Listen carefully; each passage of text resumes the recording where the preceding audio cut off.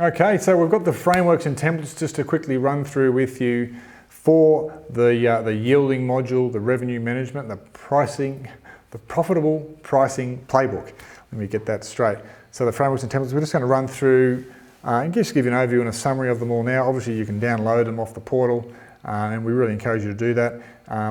We try and make these things as live as possible. What I'm going to show you on the screen is just a few sort of examples of the things, but there's also templates in there templates that you can begin to adopt yourself. If you need any help with that, certainly yell out on the community or in one of the coaching calls. So the first one is what we call a base building brickwork. This is really more of a conceptual diagram of how that base building works that we spoke about at the start.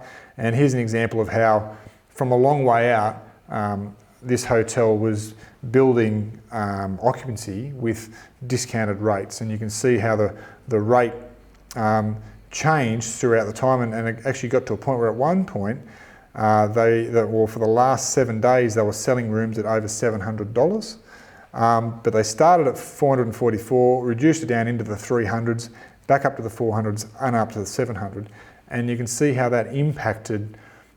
They built that base in, and then the last bit, in this example, the last 60% was fully yieldable. So from 60% to 85% of occupancy, they sold the rooms out at $451 because they built the base in the 300s. And then the last 15% of occupancy over the last 7 days, they sold the rooms out at $700. So that's the basic concept around building some base and the value of building base, getting that advanced business in it well ahead of time. It puts you in a position to take those sort of actions. Framework lead time formula, so we sort of ran through that earlier, but in simple, that's the maths of it there. You can see the two columns there. We've got the arrival date and the booking date, the date it was booked, and we're literally just minusing one from the other, and then down the bottom we're running an average. That's as hard as calculating lead time is, so don't think that it's an onerous task. But just a few tips there. You want to be looking at it for different periods. You can look at your average lead time for the whole year, and I think that's good to know. I think it's good to know. Our average lead time for our property is 7 days. That's good to know.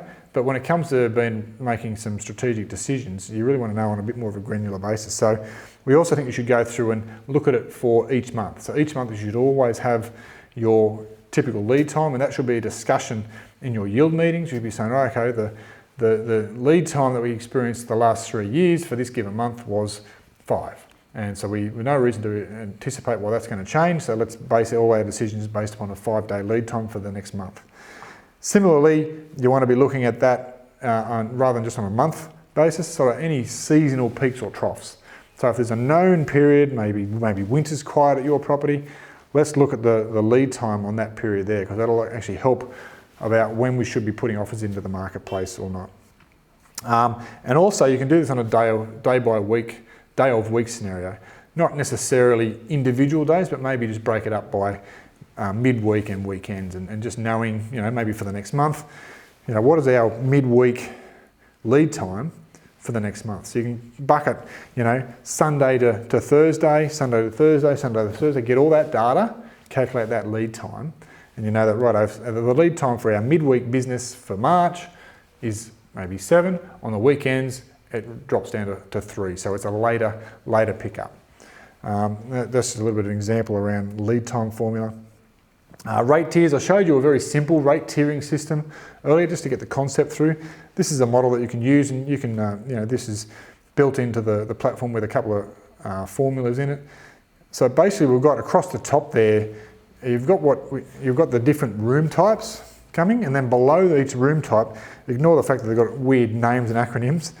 I'm sure that's in the back end of your system somewhere. But what we've put in there is a markup row. Markup is, if I'm going to sell my standard room at price X, how much more would I charge for my superior room? And then how much more would I charge for my deluxe room or my spa room or my family room? So leverage everything off your entry-level room stock and put a markup in there. And then you can use a formula like this, decide on how many tiers you want, put down your standard pricing and it'll just populate out what your rate tiers should be for each tier and for each room type based upon the markup that you put in there. So that's a handy little tool that's in the toolkit. This is just a representation of tracking events. There's a 1,000 different ways you can do this, but just hammering home the point that in your yield reports, in that information that you're reviewing and giving you context, absolutely have events in there and get them in there as soon as possible. It should be a constant process of updating the yield calendar because new stuff's coming all the time. Certainly you can put the hard stuff in there like Christmas and long weekends and public holidays, school holidays, but what else? What else can we be putting in there that impacts demand and supply in the market? And then there's finally a yield report template included in the toolkit.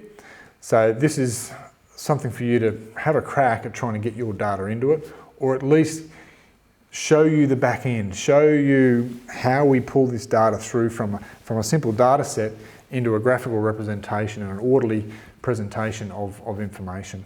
So hopefully that you'll find that quite insightful and helpful in building your yield reports. And the final one is just that representation of the levers that you can pull. And it might be handy to stick that up on your wall just as a reminder of, well, what are the things we can do? It's not just rate. There are other things that we can do to influence the market to either increase demand or yield our property out in high demand periods.